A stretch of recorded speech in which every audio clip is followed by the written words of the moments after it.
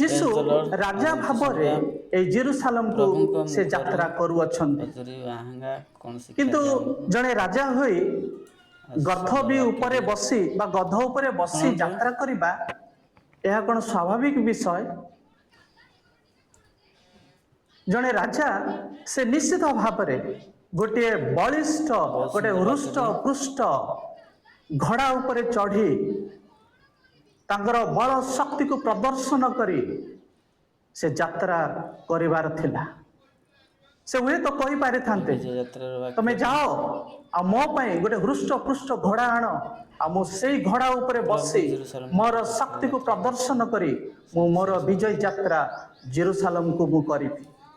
କିନ୍ତୁ ତାହା ଯୀଶୁ ଏ ସ୍ଥାନରେ କରିବା ଆମେ ଦେଖୁନାହୁଁ। ଯୀଶୁ ସେ ନମ୍ରଶୀଳ ରାଜା ସେ ଥିଲେ, ଆଉ ସେ ନମ୍ରତାର